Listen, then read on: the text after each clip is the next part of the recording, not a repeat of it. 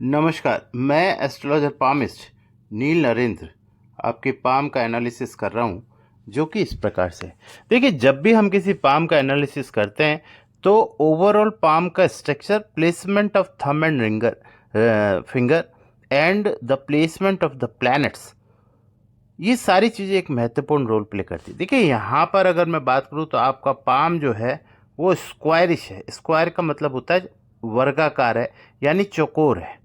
तो देखिए, जिन लोगों के पाम चौकोर होते हैं वो लोगों का लाइफ के अंदर जो स्ट्रगल है वो बहुत ज़्यादा होता है। यानी कि उनका जो स्ट्रगल है उसका परिणाम जो है वो व्यक्ति के भाग्य पर डिपेंड करता है, उनके कर्म करने की ताकत पर नहीं।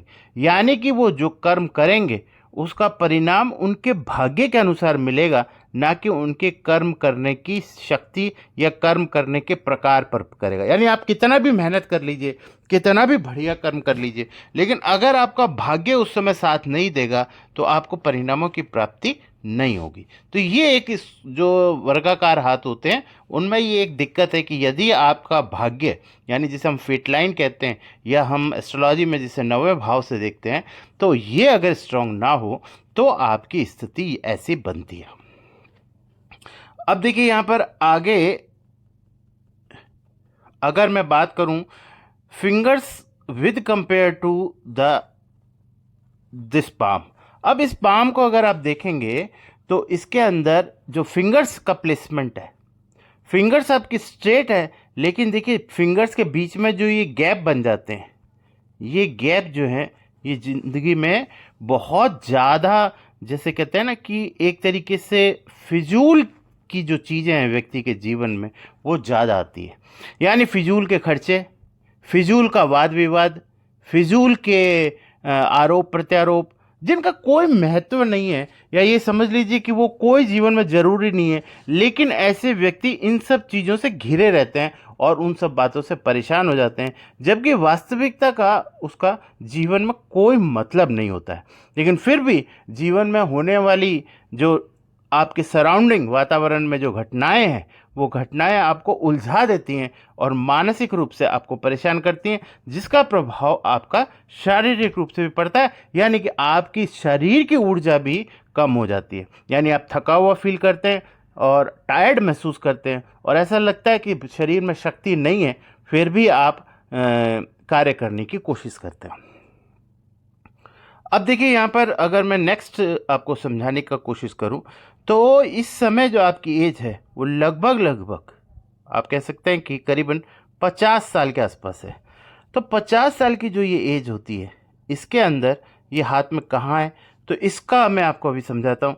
देखिए, क्या होता है कि यह पॉइंट जो है,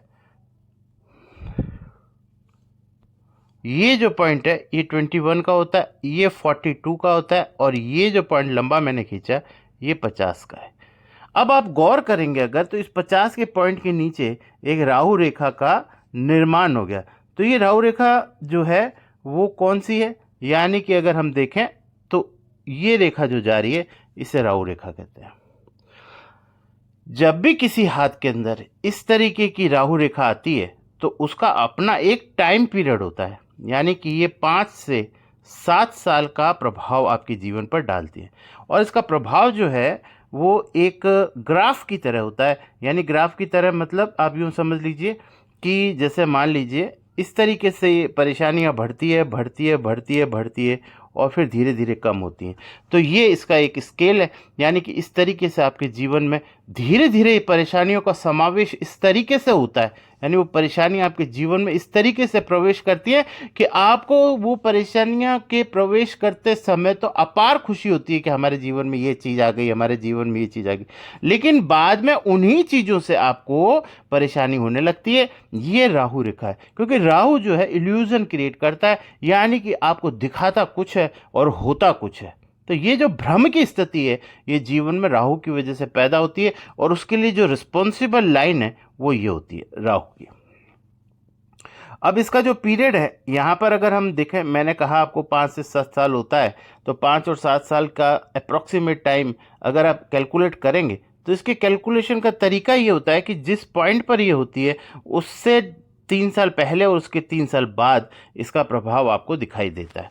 यानी कि इस तरीके की सिचुएशन क्रिएट होती है जो स्वतः ही बाद में अपने आप ठीक होती है। और ये यहाँ पर दिखाई भी दे रहा है कि ये सिचुएशन आपकी लाइफ के अंदर है। और ये मेरी कैलकुलेशन जो मैं यहाँ पर तो नहीं दिखा रहा, लेकिन वो कैलकुलेशन के आधार पर इसमें अभी 1.5 साल का समय बाकी है, जिसकी वजह जहाँ आपको, हालांकि ये गिरते हुए क्रम में, यानी कि यहाँ पे परेशानियाँ आपकी धीरे धीरे कम होंगी, क्योंकि जैसे जैसे परेशानी कम होगी और राहु का प्रभाव आपकी ज़िंदगी से जाएगा, वैसे वैसे एक्चुअल सिचुएशन आपको समझ आने लगेगी।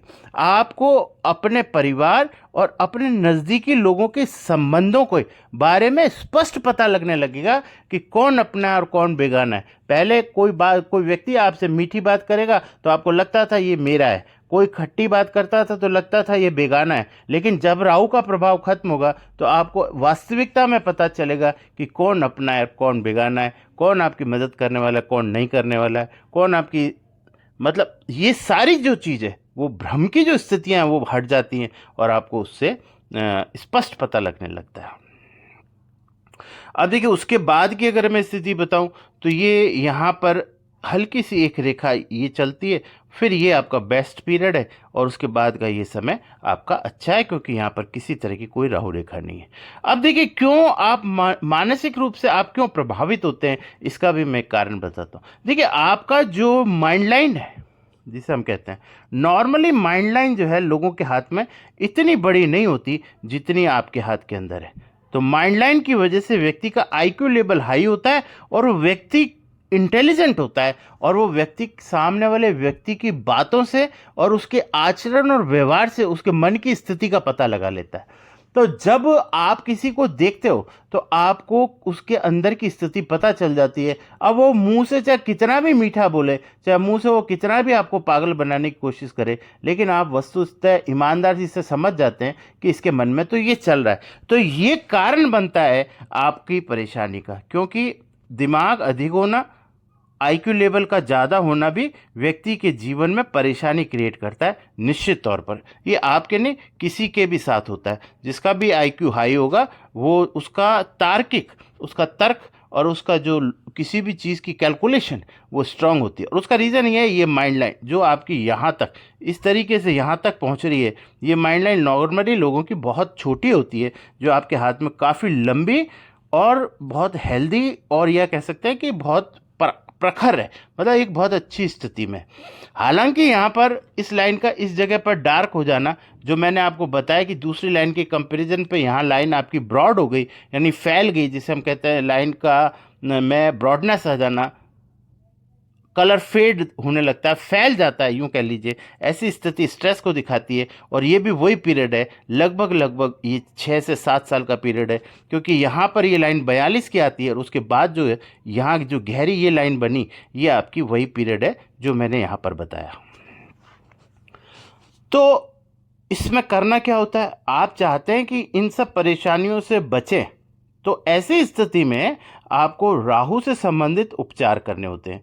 अब राहु की क्या स्थिति है, राहु क्या है? राहु बेसिकली जो है सीधा सीधा आपके मस्तिष्क को, आपके विजडम को, आपके आईक्यू को प्रभावित करता है, क्योंकि ये एक इल्यूजन क्रिएट करता है। तो निश्चित तौर पर जब आप किसी इल्यूजन को देखते हैं, यानी इस तरह की कोई चीज़ देखते हैं जो इल्यूटेड है, यानी कि जो जैसी है वैसी दिखाई नहीं गई है, तो निश्चित तौर पर उस पर आपका फैसला करना, उसको समझना निश्चित तौर पर मुश्किल हो जाता है। और ये राहु के प्रभाव की वजह से, यानी the negative impact of the Rahu planet, इस वजह से ऐसा होता है।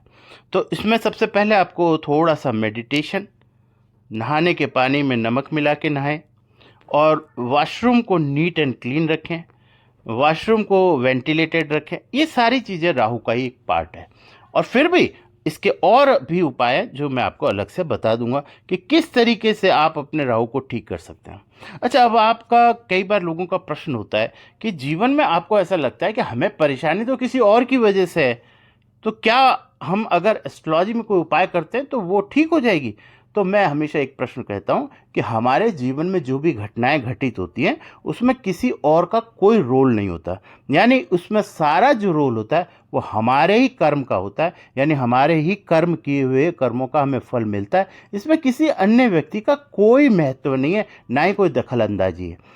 तो इसलिए ये स्पष्ट समझ लेना चाहिए कि किसी अन्य व्यक्ति की वजह से हमारे जीवन में कभी भी परेशानी नहीं आ सकती, और ना ही किसी दूसरे व्यक्ति की वजह से हमारे जीवन में कभी कोई सुख आ सकता है। तो ये सुख और दुख जो है वो आपके ही कर्मों का परिणाम है, जो समय समय पर आपके सामने आता रहता है। तो इसे आपको ही ठीक करना होगा, और आपके ही ठीक करने से परिस्थितियां जो है वो स्वतः बदल जाती है। और वो कैसे बदलेंगी, ये सब जो है वो हमारी डेस्टिनी यानी हमारे भगवान डिसाइड करते हैं, हमारे प्रभु डिसाइड करते हैं। तो आपको मैं यहाँ ये कहना चाहता हूँ कि सबसे पहले आपके लगभग सभी प्लैनेट ठीक हैं। हाँ, मान लिया इन प्लैनेट्स की इंटेंसिटी जो है, यानी कि जैसे चाहे मैं जुपिटर की बात करूँ, चाहे सैटर्न की बात करूँ, और चाहे मैं बात करूँ सन की, और चाहे हम बात करें मरकरी की, तो इसमें कुछ ये वर्टिकल लाइंस हैं जो इसकी इंटेंसिटी को कम करते हैं, इसकी शुभता को कम करते हैं। लेकिन ओवरऑल हाथ जो है आपका वो राहु से पीड़ित ज़्यादा है। अगर राहु से संबंधित उपाय आप कर लेते हैं तो निश्चित तौर पर मानिएगा